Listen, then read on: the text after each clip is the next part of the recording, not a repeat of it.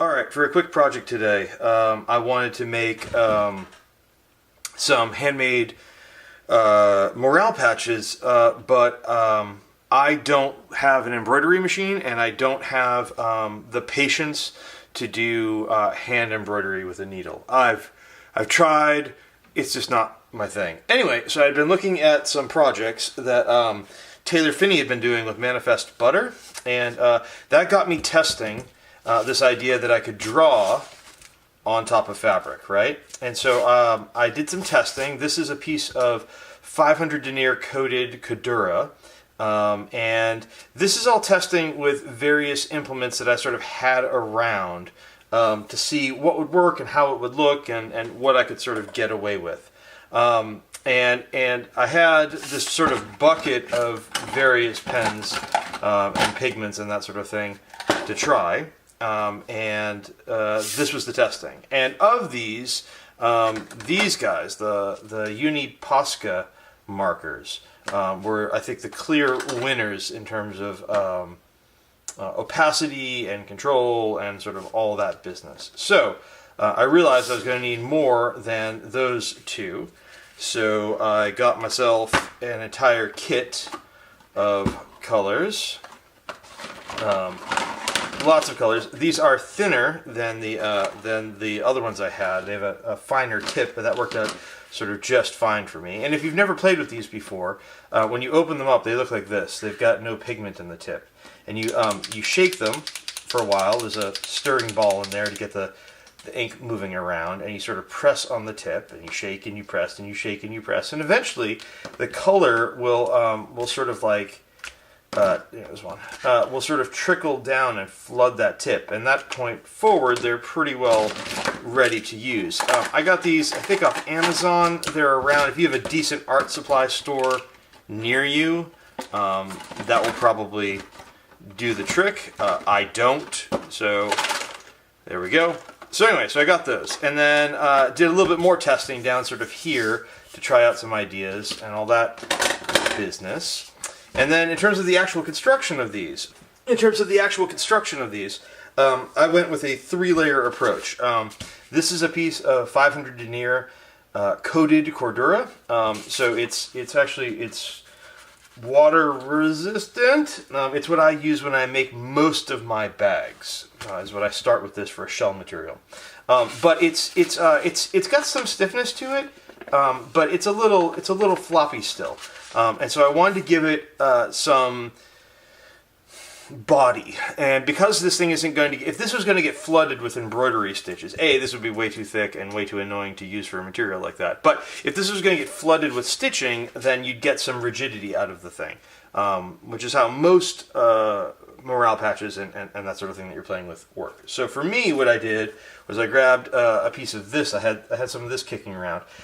This is basically wool felt. I imagine you could use craft felt, although I've not specifically tried that. But it's not super thin. It's probably 1.5 millimeters thick-ish. But it's got a little bit of body to it. It's got a little bit of give to it.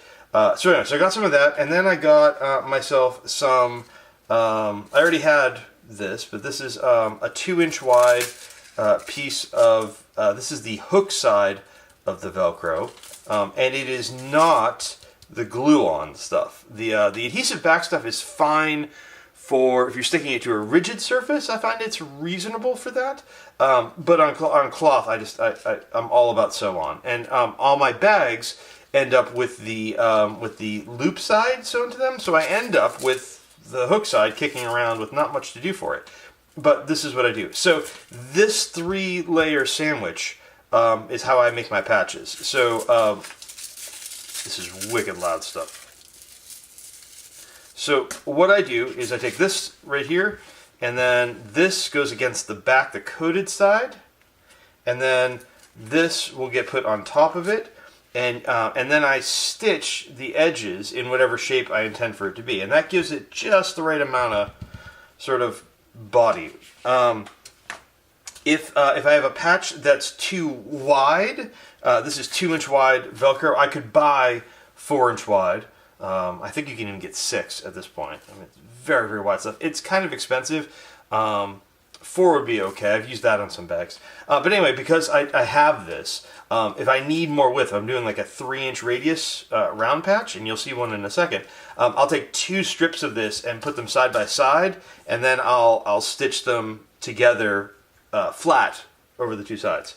And that gets me, it's like I end up with like that.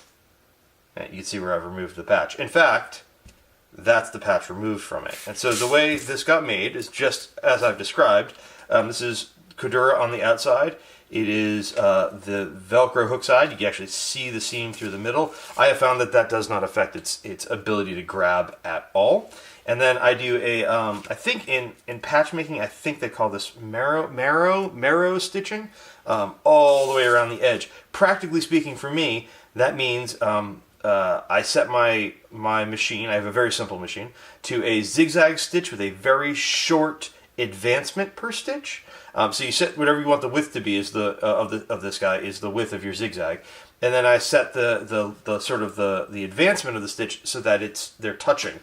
And then you can just sort of like rotate this, well, actually this way, rotate it through the foot of your sewing machine, and you get this nice, relatively neat line around the edge. It has a little teeny bit of trimming to be done.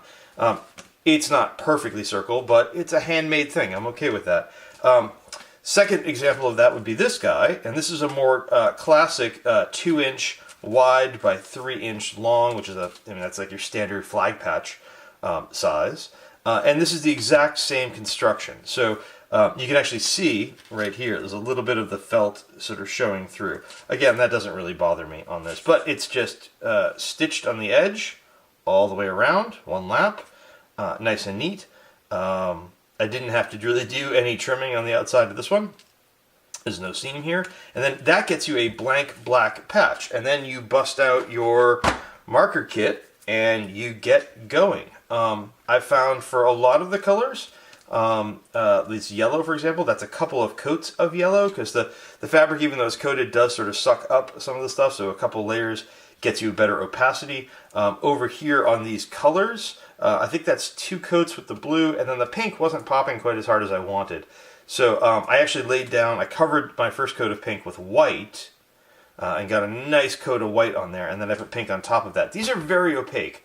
But with light colors on a dark background, you can get a little bit more pop if you do white first, and that gets you a lovely little patch or a pair of patches. And it's super easy, and you can make whatever you want with it, and you're only limited by your supply of paint markers and your patience to sit here and fiddle about. It's also worth noting that not only can you make patches of this sort using paint markers of this type, but you can actually apply this technique, these guys, to other stuff as well, with a couple of caveats. So this is a tool roll for a bike, and these straps go up over the rails of a saddle, and then this guy goes underneath, and then you cinch it tight with the buckle, and it holds your spare stuff right underneath your seat in a nice, small, compact way.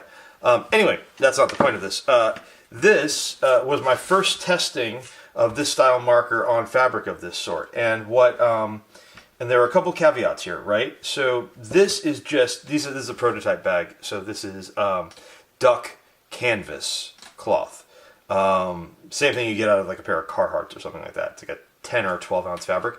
But this is not coated fabric, and so as you lay paint on it like this, it soaks it up quite a lot. And if you look, you'll actually get some bleed through here out the other side. Now, on a finished product of this sort, or a finished project of this sort, I would line this interior surface. There'd be a separate sheet of lining, probably nylon, and the main fabric would probably be a coated nylon, because you don't want your tools to get exposed to lots of moisture, because you'll end up with a rusty mess, and you don't want your tube to get corroded or wrecked or whatever. Anyway, point is, be careful with what you're using this on. It will work if you have a very absorbent fabric. It could suck up a lot of paint and can cause you some trouble if you don't intend to line it or what have you. So anyway, carry on with marking up all of the things and customizing all the stuff and all the rest. The sky's the limit. and I'd love to see what you've made. Yeah, love to see what you've made. Show me your patches, I guess.